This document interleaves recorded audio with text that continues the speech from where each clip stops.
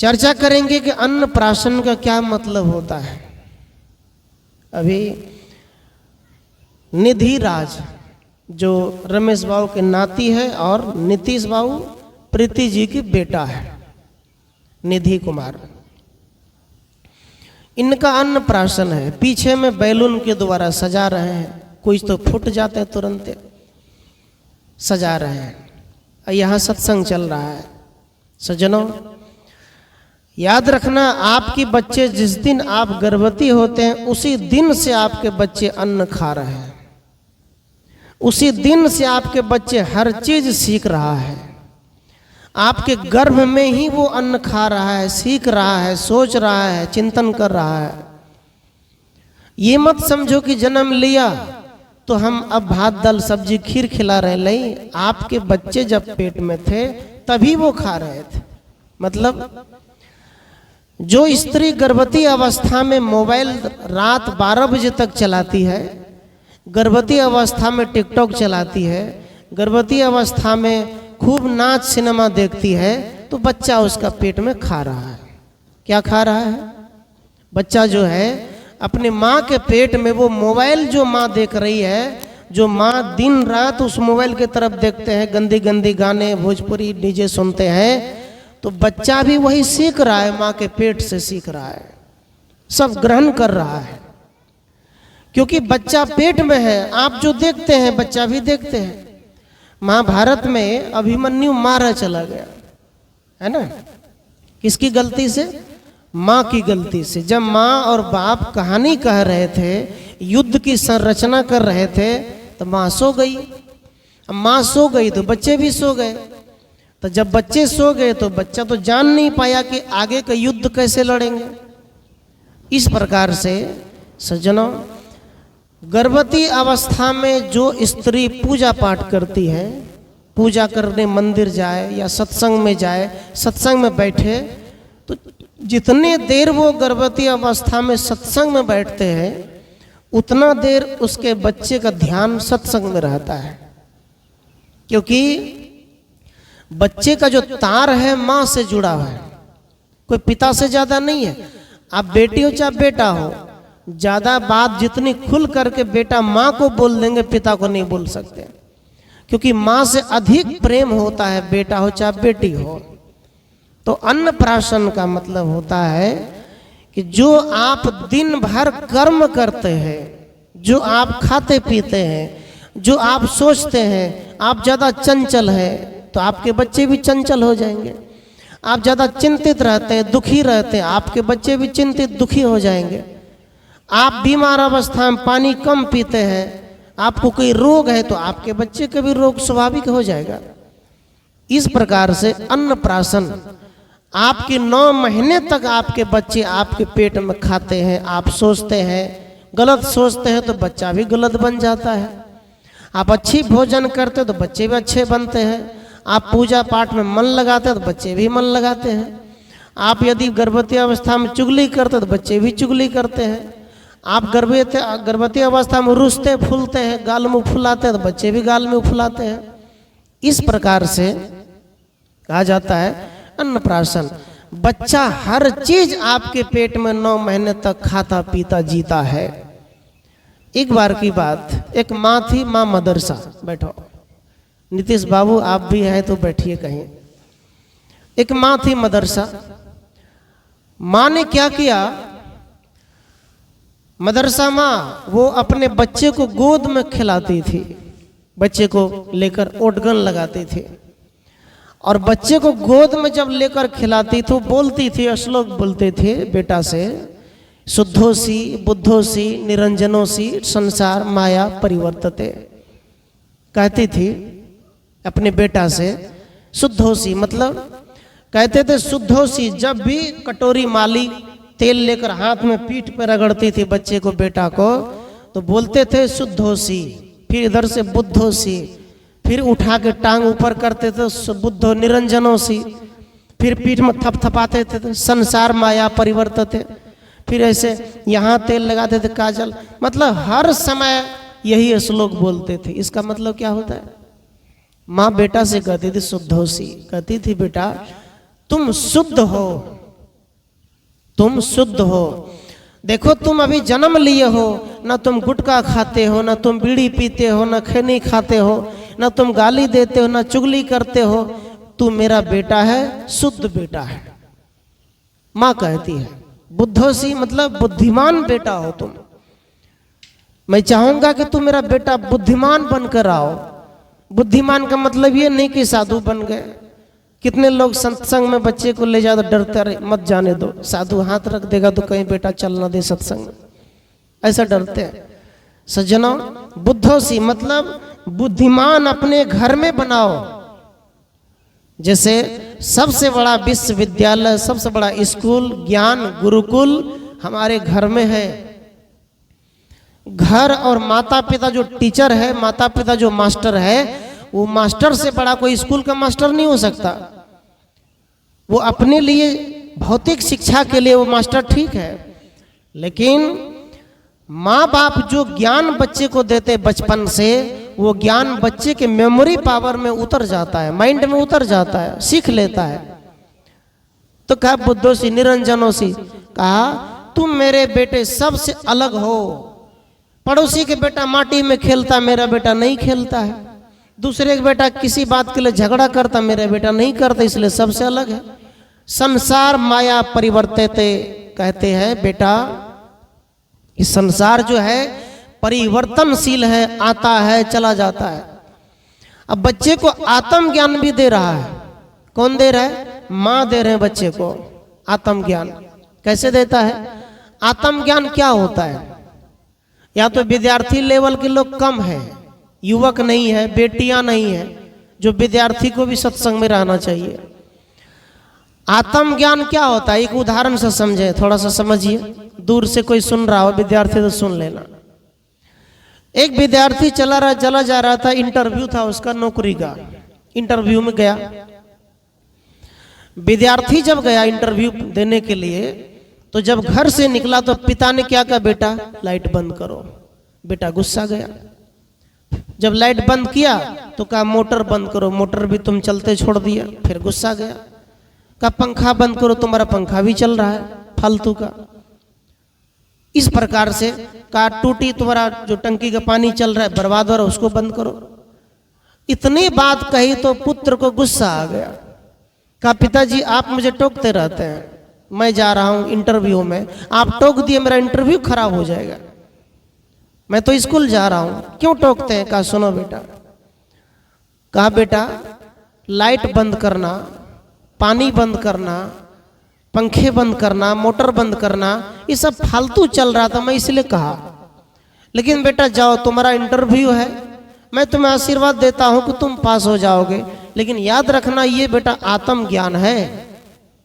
तो बेटा ने कहा आत्म ज्ञान कैसे होता है? ये तो सत्संग की बात है, सत्संग में आत्म ज्ञान होता है। कहा बेटा जाओ। तो चला गया। इंटरव्यू जब देने गया तो 4 लड़के और आया था, बाहर बैठा, सबकी बारी आई। लेकिन वो लड़का जब गया तो एक कमरे में वहां ऑफिस में फालतू का वो पंखा चल रहा था, फालतू का पंखा। तो फालतू के पंखे को लड़के ने बंद कर दिया। उस ऑफिस में कैमरा लगा हुआ था, कैमरा, डिजिटल कैमरा, कैमरा लगा था। तो ऑफिस में जो मेन अधिकारी बैठा था वो कैमरा में सब देख रहा था कि लड़का क्या क्या कर रहा है। पंखा बंद किया, फिर बैठा, फिर देखा कि मोटर चल रही है, पानी बह रहा है तो पानी बंद किया, कैमरा में वो भी देखा। और फिर देखा कि लाइट चल रही, लाइट को भी बंद किया, सब देखा कैमरा वहां ऑफिस के अंदर जो इंटरव्यू लेता है। जब सबकी हो गया तो ये लड़का वहां गया। जब इसकी बारी आई तो गेट के पास जब गया तो वहां फूल का गमला गिरा हुआ था, फूल का गमला। उस लड़के ने क्या किया? फूल के गमले को भी सीधा कर दिया, है ना। लाइट भी बंद किया, पंखा भी बंद किया, पानी भी बंद किया और फूल के गमले को भी सीधा कर दिया। अब ये लड़का जैसे ही अंदर जाता है तो मेन अधिकारी जो उसको प्रश्न करने वाला, इंटरव्यू लेने वाला था, वो कहता है कांग्रेचुलेशन सर, आप तो पास हो गए, आप कल से ही नौकरी ज्वाइन कर सकते हैं। उस लड़के ने कहा कैसे? आपने मेरी कॉपी चेक नहीं की, आपने हमारा कोई प्रश्न कुछ उत्तर हमसे कुछ पूछा नहीं तो मैं पास कैसे हो गया? कुछ तो पूछिए हमसे। और सबको पूछते हैं, आप एक एक घंटा पूछे। जैसे लड़की आते हैं वो मेहमान देखने, तो लड़की वाले जो है लड़की को तो भेज देते तैयार होकर, मेहमान को घुमा फिरा कर पूछते हैं कौन सी सब्जी में नमक नहीं डालेंगे, कौन सी सब्जी में हल्दी नहीं डालेंगे, पूछते हैं। तो उनको लगता है पास हो गया। इस प्रकार से तो इंटरव्यू में पूछा जाता है प्रश्न, जो पास हो गया उसको सिलेक्ट कर लेते हैं। अब वो लड़का कहता है आपने हमसे कुछ भी नहीं पूछा, मेरी कॉपी चेक नहीं की तो मैं पास कैसे हो गया? कहाँ आप पास हो गए? कल से आप आ सकते हैं, नौकरी ज्वाइन कर सकते हैं। कहा कैसे बताइए सर? कहा देखो, जब तूने पहले आया तो पंखा बंद किया, यहाँ कैमरा में सब दिख रहा है। 4 लड़के आया, उन्होंने बंद नहीं किया, जो कि फालतू चल रहा था, लेकिन तूने पंखा बंद किया, फिर पानी बंद की, फिर लाइटें बंद की, फिर फूल के गमला गिरा हुआ तो उसको भी बंद की, खड़ा किया, ठीक किया। कहा तो मालिक कहता है, कहा इसीलिए आप पास हो गए। कहा मतलब? कहा जो आदमी पहले दिन ही मेरे कंपनी को फायदा दे रहा है, वो आदमी जब मेरे कंपनी में नौकरी ज्वाइन कर लेगा तो कभी घाटा नहीं दे सकता है। आपने फालतू की पंखा बंद की, फालतू पानी बर्बाद नहीं किया, आपने फूल के गमले को बचाया, तो इसका मतलब है कि आप मेरे कंपनी में जब काम करेंगे तो मेरे कंपनी को फायदा ही फायदा होगा। इसलिए आप जैसे आदमी ही मेरे कंपनी में नौकरी कर सकता है। उस लड़के को लगा मेरे पिता का ज्ञान मुझे आज काम दे दिया। वो लड़का अंदर से रोने लग गया कि देखो मेरे पिता ने 3 बार 4 बार कहे कि पंखे बंद करो, जो फालतू चल रहा था, लेकिन मैंने पिता पर गुस्सा कर दिया। और मेरे पिता ने क्या किया देखो, उनके आत्म ज्ञान ने मुझे आज फ्री में नौकरी दे दिया। और वो लड़का दौड़ कर गया, अपने पिता के गले लग गया, कहा पिताजी, खुशी के मारे झूमने लग गए, पिताजी हमको नौकरी लग गई, माँ हमको नौकरी लग गई, खूब मिठाइयाँ खिलाए। कहा कैसे बेटा, कैसे नौकरी लग गया? कहा बाप, आपके आत्म ज्ञान से मुझे नौकरी लग गई। आपने जो कहा पंखा बंद करो, लाइट बंद करो, वही मैं वहां पर किया, अब मुझे नौकरी लग गई। तब पिता ने कहा बेटा बस, आत्म ज्ञान कहीं बाहर नहीं है। आत्म ज्ञान यहां से गंगा घाट चले जाओ तब भी तुम्हारे अंदर में आत्म ज्ञान नहीं हो सकता है। वहां से तुम क्विंटल के क्विंटल पानी भर के ले आओ तब भी तुमको आत्म ज्ञान नहीं होगा। इतनी बात याद रखो। तुम मंदिरों में दिन रात घंटा बजाते रहो तब भी तुमको आत्म ज्ञान नहीं मिलेगा। 1 रुपया तो हाथ में आएगा ही नहीं मिल सकता आत्म ज्ञान। आत्म ज्ञान कहाँ मिलेगा? सदगुरु की सत्संग में। और सत्संग में जा करके जब हम चिंतन मनन करेंगे, उस पर विचार करेंगे, घर की काम भी आत्म ज्ञान है, समझदारी भी आत्म ज्ञान है, ठीक से खाना, ठीक से जीना, समय से पढ़ना, सही बातों पर ध्यान देना, अच्छी चीज खाना, साफ सफाई में रहना, घर को सजाना, मन को सजाना, जीवन सजाना, शरीर सजाना और सुंदर वाणी बोलना, ये भी आत्म ज्ञान है। क्योंकि आत्म ज्ञान यही कहती है कि आप ऐसे जीवन जियो। बड़े साधु हो गए, गांजा पी रहे हैं, घंटा बजा रहे हैं, तिलक चंदन लगा रहे हैं, बड़े बड़े माला जटाधारी हो गए, फिर क्या फायदा? आत्म ज्ञान हुआ? नहीं हुआ। सत्संग में जाने के बाद भी आत्म ज्ञान नहीं होता है लोगों को। लेकिन याद रखना, जो सत्संग में जाकर के उस पर चलता है उसको आत्म ज्ञान होता है। तो लड़का खुशी मनाया और उस दिन से वो अपने बाप को कमा कर देने लग गया और जीने लग गया। याद रखना सज्जनों, सत्संग मैं जहां जाता हूं या आता हूं, केवल सत्संग करने नहीं, आपके जीवन में बदलाव आना चाहिए। बदलाव। एक जगह सत्संग में सिमराही जिला गए हम लोग, तो पंडाल बहुत बड़ा था, मंच की सजावट चकाचक था, लेकिन मंच के जो नीचे वो कपड़े थे उस पर जो बैठे थे वहां के, वो इधर उधर बैठे थे, अच्छे से नहीं बैठा था। उसके कारण वहां थोड़ा विवाद हो गया। संतों ने कहा हम जा रहे हैं यहाँ से, आप लोग मंच की मर्यादा को ठीक नहीं रखते हैं। कहा क्या हुआ साहब? कहा देखिए, खर्चा करना लेकिन मंच पर व्यवस्थित बैठना, व्यवस्थित भोजन बनाना, साफ सफाई मनाना, साफ सफाई में जीना, ये सत्संग है। सत्संग कर दिए चले गए ये मतलब नहीं रहता है। रमेश बाबू से कहे कि अब कर लीजिए उधरे, बोला नहीं नहीं हमको आप पर भरोसा है और आप पर हमको आस्था विश्वास है, हम आपका ही सत्संग कराएंगे। तो हम आए यहाँ तक, क्योंकि पहले भी घूमने फिरने आते थे, सत्संग पहली बार हम इस द्वार पे कर रहे हैं। पता नहीं उनको कैसे हमसे लगाव हो गया, कभी हमसे बात भी नहीं हुई थी, बैठ के आमना सामना हम बात नहीं किए कभी, लेकिन सत्संग में हम इस बार आगे उनके नाती के अन्नप्राशन में, है ना। सज्जनों याद रखना, लोग गाछ पे जब चढ़ते हैं तो बोलते हैं बजरंगबली की जय, बोलते हैं कि नहीं, अच्छा नाम लेता है। लोग मुंडन भी करवाते हैं तो गुरु से करवाते हैं, कितने लोग ब्राह्मण से करवाते हैं, कितने लोग बच्चे का जन्मदिन मनाते हैं तो कितने लोग केक काटते हैं, कितने लोग बकरे काटते हैं, कितने लोग शराब पिलाते हैं जन्मदिन पर। और जन्मदिन पर जो केक काटते वो हमारे भारतीय परंपरा नहीं है। आप लोग देखिए जो केक बनता है सालों साल पहले से बना रहता है केक, है ना, उसमें केमिकल देगा, उसमें अंडा का है कि कौन सा है क्या है, वो दूध को नकली दूध भी मिला के आटा देकर उसको बना दिया। सबसे असली केक अपने घर में बनाओ, पहले हलवा बनाओ, हलवा को गोल गोल चौड़ाई कर दो, उस पर खोवा चिपका दो, खोवा बना लो, चारों तरफ खोवा चिपका दो, है ना। खोवा चिपकाने के बाद एक पान में एक मसाला आता है लाल कलर का, है ना, वो मसाला नुकसानदायक नहीं होता है, वो लाल कलर का लाइए, वो केक के ऊपर छिड़क दीजिए, उसके बाद आप उस केक को खाइए सब परिवार मिलकर, कोई नुकसान नहीं करेगा। लेकिन नकली केक जो लाते हैं बच्चे के नाम पे, उसको चाकू देते बोलते काटो, है ना, वो बच्चा जानते भी नहीं कि काटना क्या होता है, लेकिन माँ बाप बोलते बेटा काटो, चाकू देते हैं ऐसे काटते हैं। एक दिन वो किसी का जेब काटता है, काटना शब्द वो सीख लेता है। बच्चे घर में हैं, माँ बाप क्या बोलते हैं, हाथ में करची दे देगा, बोला जाओ दादा का मारा था मार दे, गुड़कल गुड़कल जाए दादा को, दादी घोंसी लगे जाए मार दल के पता मार दल के, फिर कहे माँ को मारो, माँ को मारते हैं तो माँ बाप खुश होते हैं, बेटा हमारे जवान बह गए। एक दिन सच में मारता है जवान होने के बाद। जवान होने के बाद भी बहुत ऐसे घर हैं जो अपने माँ बाप को बेटा मारते हैं, सताते हैं, परेशान करते हैं। ये किसकी संस्कार है? आपके घर की संस्कार है, आपने सिखाया है, आपने साथ जिया है। याद रखना, जिस घर में माता पिता चरण छूते हैं अपने दादी दादा या अपने पिताजी का और सिखाते हैं बच्चों को भी, वो बच्चे कभी अपने माँ बाप पर हाथ नहीं उठा सकता है।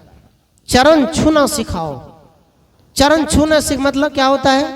चरण सुखाना, छूना। पिता कितने 2 नंबर का होता है, 1 नंबर 2 नंबर। 2 नंबर के पिता क्या है? आजकल फैशन जमाना है, दीवार पे महिला लोग साड़ी खरीद के लाते हैं और साड़ी में हीरोइन का रहता है वो तस्वीर, उसको दीवार में चिपका देता है। चिपका बचे ना है, दीवार में चिपकाते, बहुत लोग के घर में देखे हैं। उस साड़ी के दीवार में चिपका दिए, सब घर में वही है हीरो हीरोइन।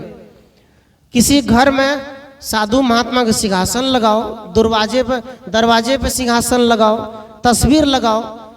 ये सब हमारे घर हिंदी और साहित्य की, हमारे हिंदू परंपरा की संस्कार है। 2 नंबर के पिता क्या है? अब इसमें सनी देओल है, उसमें अजय देवगन, उसमें मिथुन, इसमें ऐश्वर्या राय, उसमें कैटरीना कैफ है, काजल रघवानी, सब है। बच्चा गोद में है, दादा क्या करते, बाप फोटो दिखाते, बेटा ये कौन है? तो बच्चा तो नहीं बोलता है, उंगली दिखाए, बच्चा ये सनी देओल है। फिर कहते ये क्या करता है? कहते ये बेटा हीरो है, ढिसुम ढिसुम फेंट मारता है ना। बच्चा देख रहा है, फिर आगे जाता है दूसरा हीरोइन के पास, सबको दिखाते हैं। बच्चे को दिखा रहे तो क्या सीखेगा बच्चा? वही ना, दादा खैनी लटा रहे हैं, पोता गोदी में है, अब पोता कभी कभी खैनी छू भी देता है ना। तो बच्चा क्या सीख रहा है? ये सब सीख रहा है, ये मत समझो नहीं सीख रहा है, सीख रहा है। एक माँ ने, एक बूढ़ी माँ अपने जवान बेटे से कहा कि बेटा हमार चश्मा कतच है, चश्मा कतच है। तो वो कहते हैं जवान बेटा अंधरा भै गली, किच्चू चश्मा रखल टेबुल पर नहीं ले आए छो, ऐसा कहा। तो बूढ़ी माता चुपचाप चश्मा लेकर चल दिया। लेकिन वो जो बेटा माँ से कहा था, वो बेटा अब जा रहा था कहीं मोटरसाइकिल से बाहर। तो बाहर जा रहा था तो वहां एक अपने बेटे से कहता है, बेटा मेरा हेलमेट कहाँ है, हेलमेट लगाओ, सिर में लगाएंगे। तो बेटा कहता है, दादी तो बूढ़ छे तब अंधा तू तो जवानी में अंधा भै गला, किस चीज हेलमेट रखल नहीं ले आए छ। कहाँ से सीखा? उस पिता को ये बात का चोट लग गया, ये बात मैंने अभी अपने माँ से कहा है और मेरा बेटा मुझे बोल दिया। तो किताब घर में है कि नहीं? स्कूल कहाँ है? घर में। घर से बेटा सीखा। इसलिए जो छोटे छोटे बच्चे हैं, आप ये मत समझना कि वो नहीं सीख रहा है, वो सब कुछ सीख रहा है।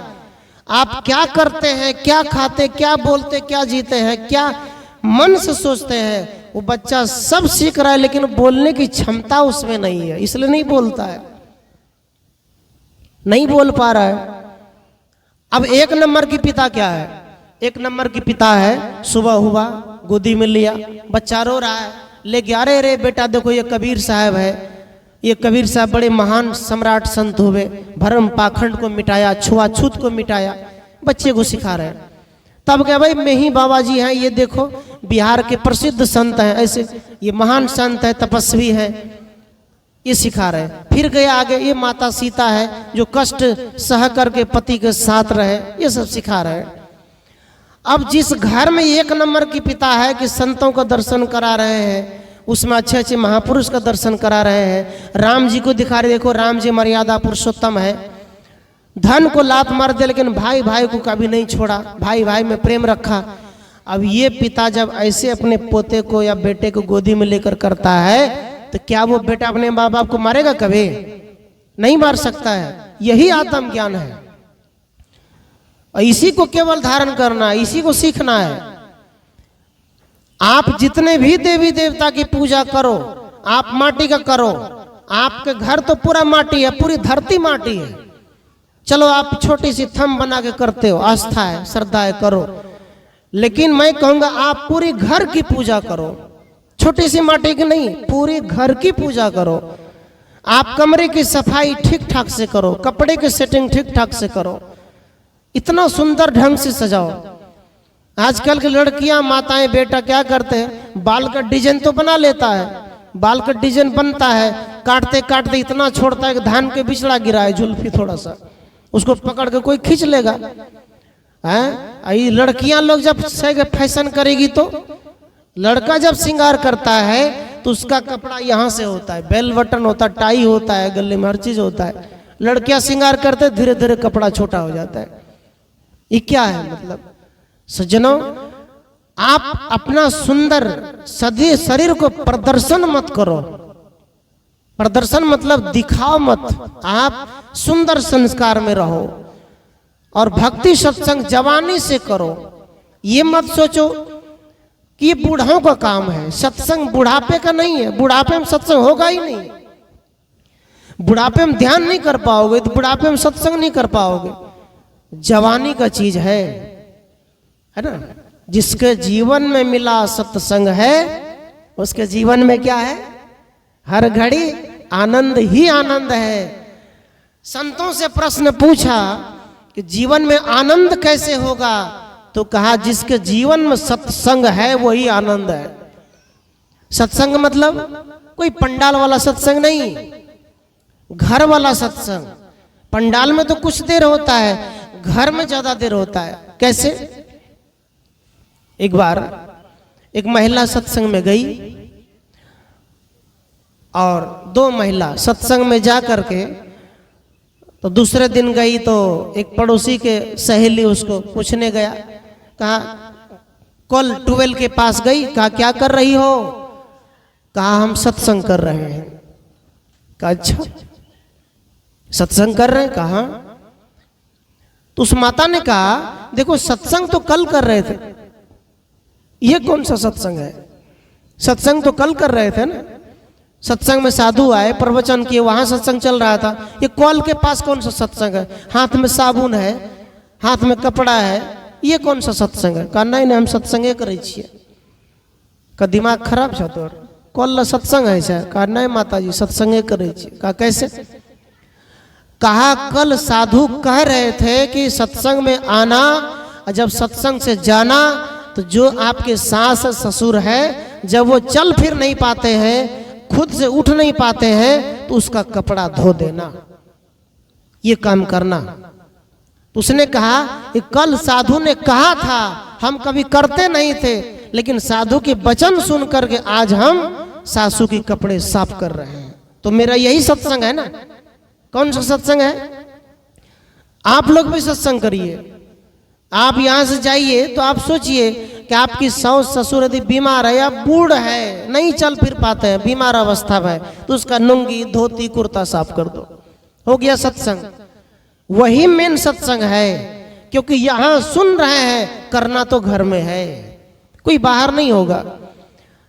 तब उसको लगा कि सत्संग ये है। सज्जनों, ये अन्नप्राशन जो हम बैठे हैं, ये बच्चे को आज खीर खिलाएंगे, हलवा खिलाएंगे, कुछ भात दाल खिलाएंगे, कुछ फल फूल मिठाई खिलाएंगे, ताकि आज से बच्चे सब कुछ खाएंगे। ये संतों का हाथ से खिलाया जाएगा, मैं उसको खिला दूंगा। लेकिन याद रखना, ये बड़ी सौभाग्य की बात है कि रमेश बाबू ने अपने नाती को संत के हाथ से भोजन करवा रहे हैं। संत के हाथ से अच्छी बात है।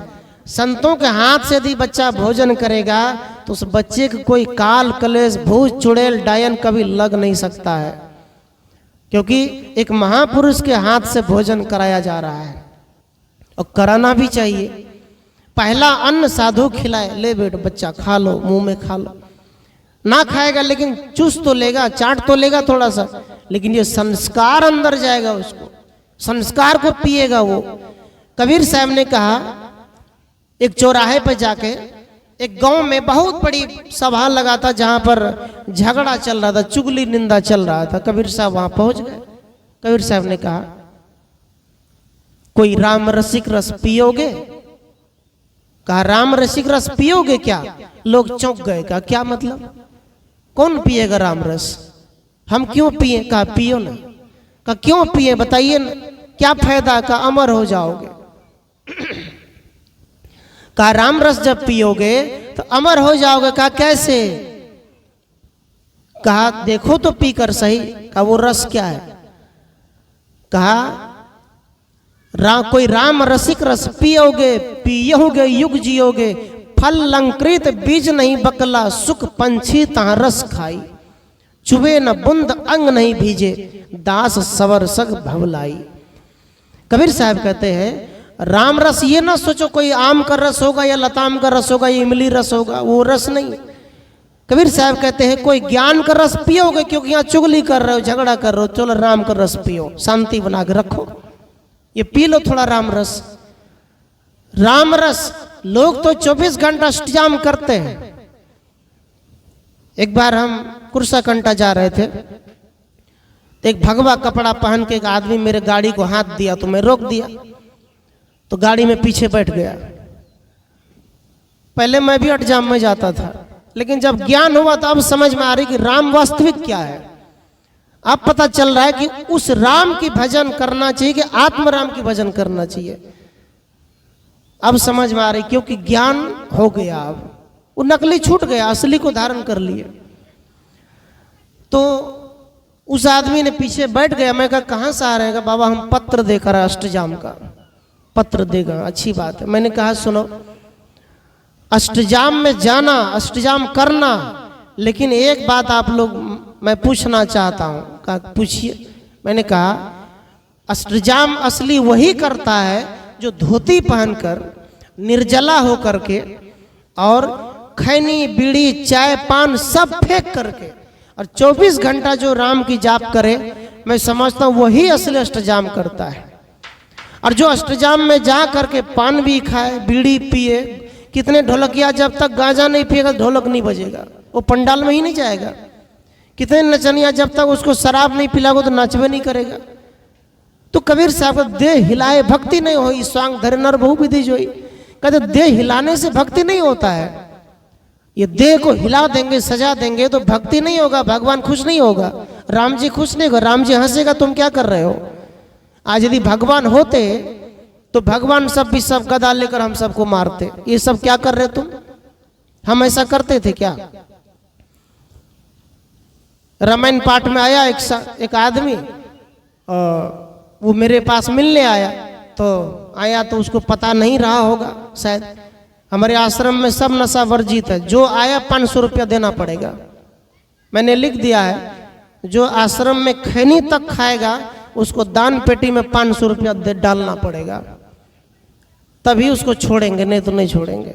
नियम है मेरा, हम नियम चलेंगे तो जहां जाएंगे समाज को भी नियम में ढाल देंगे। हम खुद नियम में नहीं चलेंगे तो समाज क्या नियम में चलेगा। तो वो खैनी निकाला, मैंने कहा एक बात बताइए, राम जी खैनी खाते थे? पहले तो खैनी का आविष्कार भी नहीं था, खैनी तो इधर चला है, तो राम जी खैनी खाते थे। तब शर्मा गया, मैंने कहा डालिए 500 रुपया इसमें, तब जाइएगा। डालना पड़ा और पुड़िया को फेंकेगा, आज से छोड़िए, सब खैनी नहीं खाएंगे और नहीं खाएंगे वो।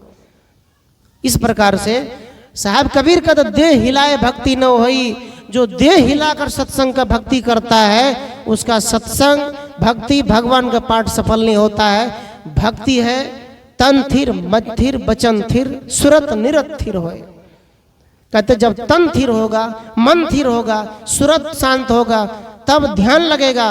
वो है सुबह के समय अपने घर में चुपचाप, कहीं आप गुरु महाराज को बैठाए हैं तो वहां ध्यान करो, तब भक्ति सफल होगी। घर में कोई गड़बड़ी हो गई तो आप गुरु महाराज सुमरन करो, हे गुरुदेव क्या हो गया, किसकी नजर लग गई, ऐसा क्यों हो रहा है, थोड़ा सा पानी लेकर पिला दो बच्चों को, ठोक दो माथा, मन शांत हो जाएगा, उसका मन शीतल हो जाएगा। इस प्रकार से भक्ति करते हैं क्या। तब उनसे मैं कहा कि देखिए आप लोग जाइए, आप घर में मेरा नाम लेकर कहिएगा कि ऐसा ऐसा बाबा हमको बोले थे, गाड़ी में बैठे थे कि अठजाम करिए, लेकिन उसी मंडली को बुलाइए जो नशा ना करे। हाँ तो कहा बाबा तब कोई ऐता है, तो जब कोई ना आते तो असली भक्ति भला है, नहीं हुआ। कबीर साहब का दशरथ सुत तेहु लोक ही जाना, राम नाम का मर्म न जाना। कबीर साहब कहते हैं राजा दशरथ के पुत्र को पूरे संसार ने जान लिया, लेकिन वास्तविक राम का मर्म नहीं जान पाया। सबने कहा वही राम, मरा नहीं, कबीर साहब नहीं मरे, सब मरे, गए कि नहीं। तो कबीर साहब के अंदर से जो राम निकला, कबीर साहब को तो उसको जानो। राजा दशरथ के पुत्र के अंदर जो आत्मा निकला, कहते उसको जानो, वो असली राम है। लेकिन हम लोग नकली राम को लगाकर रात भर हल्ला करते हैं, क्या दूसरे को सोने भी नहीं देते हैं, परेशान करते हैं। कुछ लोग क्या करते, बीमार है, छाती में वो डीजे बजता है, धड़कन बढ़ता है, ऐसा भी होता है। लेकिन भक्ति का मतलब होता है आप शांति से।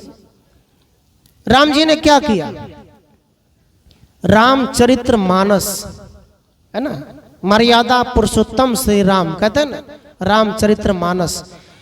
मानस में गोस्वामी जी चित्रण करते हैं राम का चरित्र, है ना, पति पत्नी के साथ रह करके और माँ बाप के बीच रह करके आदेश आज्ञा का पालन किया।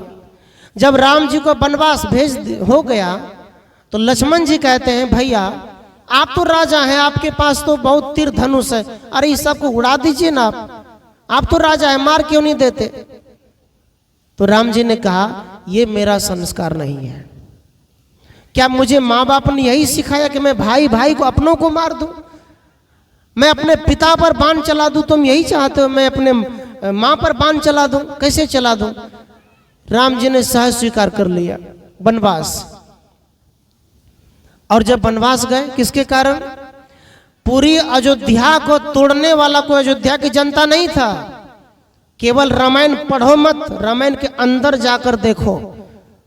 रामायण कहती है कि अयोध्या को तोड़ने वाला जनता नहीं था, अयोध्या को तोड़ने वाले खुद राम के सतोली मां कैकेयी थे, और राजा दशरथ का रोल था उसमें, कोई दूसरा का नहीं।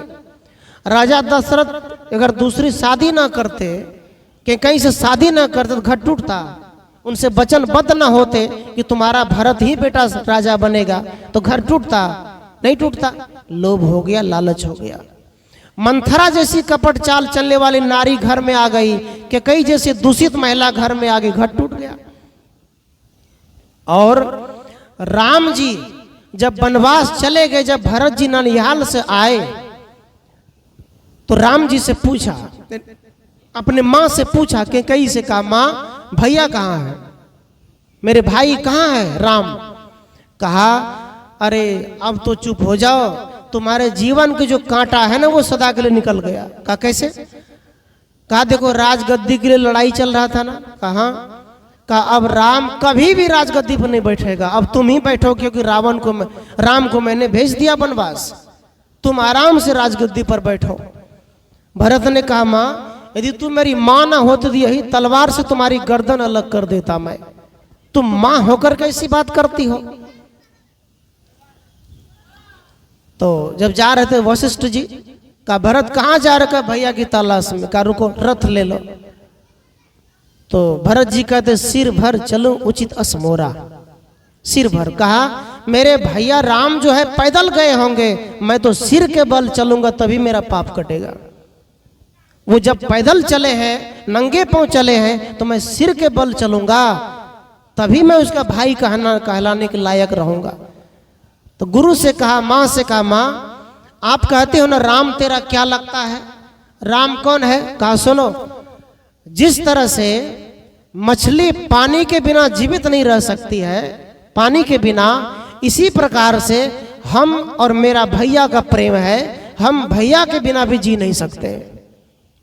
राम भरत ने कहा माँ से, कहा मछली का जीवन पानी है, पानी ही उसके जीवन की रक्षा करती है, और मेरे जीवन की रक्षा तब होगा जब हम चार भाई में प्रेम बना लेंगे, चार भाई में एकता बना लेंगे, तब हम राम को जान पाएंगे। और जब गया वहां लेने के लिए तो नहीं आए, तो वो क्या लेकर आए? तो राम जी ने कहा भरत मैं तो नहीं जा सकता, मुझे 14 बरस रहना ही है जंगल में, जाओ तुम। तो भरत जी जो है राम की चप्पल जो खड़ाऊ है ना माथा पे रख लिया, कहा भैया जब तक आप नहीं आएंगे तब तक बस इसी खड़ाऊ की पूजा करेंगे और इसी को हम राजगद्दी पर रखेंगे, लेकिन हम चार में से एक भाई भी गद्दी पर नहीं बैठेंगे, आप ही बैठेंगे। तो जब गया फिर वो भरत मर गए सब, ये राजा दशरथ का प्राण चले गए। तो सब ने कहा कि चलो राम जी को मना कर लाते, तो सब लोग गए राम जी को लेने। तो कौशल्या भी गई और उनके साथ में वो कैकेयी, सुमित्रा और ये सब मंथरा सब गए। सब जब आए तो राम जी जब देखे तो लक्ष्मण कहते भैया देख रहे हैं भरत सेना लेकर आ रहे, आप हम सबको मारेगा। कहा नहीं नहीं, वो मेरा भाई है, वो ऐसा नहीं कर सकता, भरत छोड़ दो, झूठ मत बोलो लक्ष्मण, वो भाई है, वो हो सकता है कि हम सबको लेने के लिए आ रहा होगा।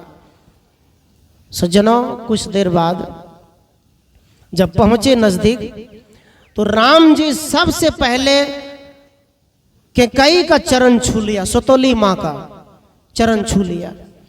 तो सतोली माँ जो पैर पीछे कर लिया, कहा बेटा हमको माफ कर दो, हमसे गलती हो गई, मेरे कारण तुम लोग, मेरी पुतो, मेरे दोनों बेटे यहाँ वनवास में 14 बरस रहे, मुझे माफ कर दो, मैं कैसी माँ हूँ तुम्हारी, मुझे तो मर जाना चाहिए, ऐसा सोच रहे हैं।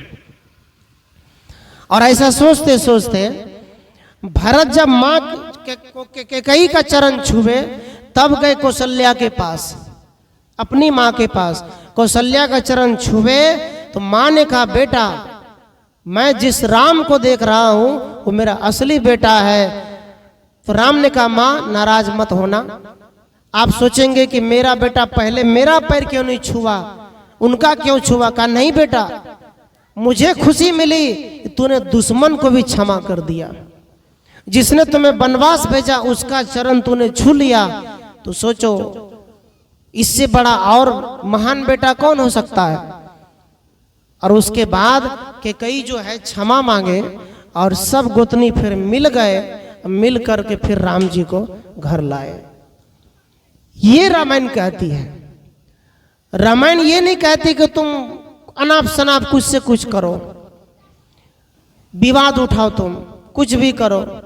सज्जनों, रामायण कहती है कि आप आपस में भाईचारा बनाकर घर में रहे, एकता में रहे। जमीन, घर, मकान कुछ भी इधर उधर होता है तो सामंजस्य बैठाकर निवारण करो, ये रामायण कहती है। लेकिन हम लोग करते क्या है? तो साहेब कबीर ने कहा कोई राम रस पिएगा, तो कहा नहीं। कहा क्या होता? कहा जो पिएगा युग तक जिएगा। तो सब लोग कहे हाँ मुझे दीजिए, मुझे दीजिए, मैं अमर होना चाहता हूँ, अमर होना चाहता हूँ। कहा लो पियो। तो कबीर साहब ने उपदेश दिया, कहा जो व्यक्ति तन मन वचन कर्म को पवित्र करेगा और इस संसार से कर्म करते हुए भक्ति करते हुए मरेगा, वो आदमी जिंदा में अमर है। फिर मरने के बाद पंडित जी लाने की जरूरत नहीं पड़ेगी। कितने लोग सत्संग में इसलिए नहीं आते, बोलते मरेंगे तो फिर पंडित जी अभी करेगा, मेरे मुक्ति कर देगा, ऐसे मानते हैं। लेकिन आप सोचो जरा, यदि कहीं स्वर्ग होता तो ब्राह्मण अगले लाइन में खड़ा होता सब परिवार को लेकर के, पहले हम जाएंगे। शूद्र है ना, शूद्र जितने हैं, जो 4 वर्ण का निर्माण किया गया है ना, 4 वर्णों में जो शूद्र है, वैश्य है, ये सब तो पीछे रहता है ना। आगे कौन रहता? ब्राह्मण। क्षत्रिय जो है ये भी पीछे रहता। स्वर्ग कहीं धरती पर होकर मरने के बाद होता तो ब्राह्मण हम सबको स्वर्ग में भी नहीं जाने देता, स्वर्ग में भी उसी का कब्जा होता। अभी हिंदू धर्म पर ब्राह्मण की कब्जा है, इतना समझ लो। हिंदू धर्म पर कोई मरा तो किसको बुलाओ? पंडित को। क्या पंडित ठिका लिए हैं? पंडित करेगा सब काम? नहीं करेगा। आपकी मुक्ति आपके हाथ में है। आप भक्ति करो, आप सत्संग करके तर जाओ, कौन तुमको तारेगा? कोई नहीं तार सकता है। तो इसलिए जो सत्संग हम करते हैं, साहब कबीर जो अमर बनाना चाहते हैं हम सबको, कि अमर बनो, बिना अमरता का तुम्हें कुछ प्राप्त नहीं होगा।